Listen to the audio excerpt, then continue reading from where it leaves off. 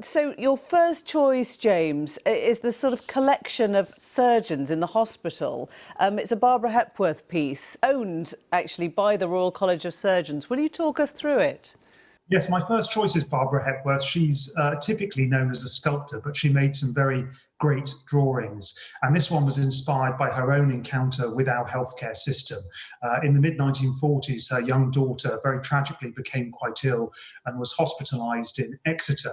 But Hepworth was so inspired by the medical staff there that in the late 1940s, just as the NHS was being formed, in fact, she made a series of exquisite drawings about the doctors and surgeons and nurses at work. And this is one of them.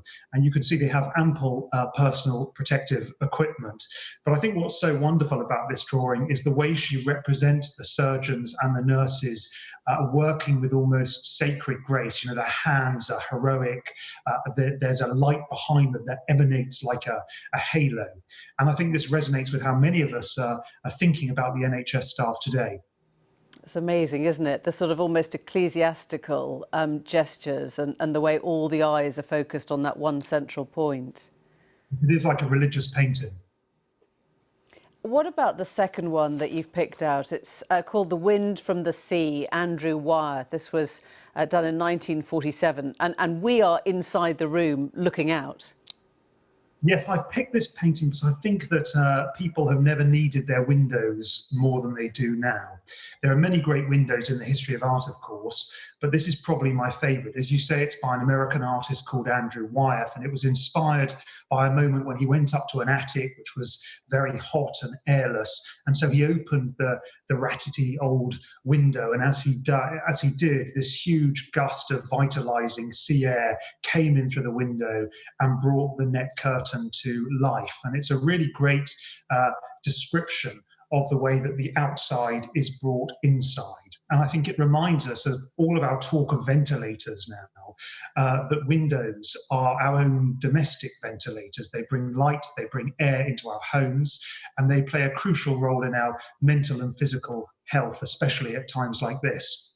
So it's about both the wind and breathing, essentially, as well. Yes, exactly. And the windows are the way that homes breathe, and we need them deeply. And what's wonderful is you can see both the inside and the outside in this. There's the interior frame of the almost derelict old house, but in the background you can see that wonderful sweeping landscape. Mm. And the third one we're having a look at is called Hope, by George Frederick Watts, a Victorian artist. It looks, I mean, I have to say, at first glance, it looks like despair rather than hope, but it was incredibly powerful. Many people mistook it for despair and thought it should have been called despair because at first sight it is a quite depressing image. It shows the embodiment of hope, a woman in a blindfold, because hope, like faith, is blind, and she is sitting on this globe that seems extinguished of life, and she is trying to play this instrument, but all the strings are broken except for one. And yet, nevertheless, she continues to play that instrument. And as she does so, a small star, you might not be able to see it, but a small star begins to glimmer above her. And I think the painting is trying to say that when the situation seems entirely hopeless, there is still hope if we believe in it. And it had a huge social impact at the time, this painting. Sermons were preached on it. People's lives were changed by it. There's one story that a woman was walking down the banks of the Thames about to commit suicide when she saw a reproduction of this painting in a shop window, turned round, went home, and then started a new life in Australia. And so I think it's proof, like so many of these pictures, that art can give us solace, it can give us hope. You really think that there is the power then in the image to take you off the wrong track and put you onto the right track in something that fundamental? I think art, I think all forms of culture have immense power to bring us happiness, to bring us solace, to bring us comfort when we need those things.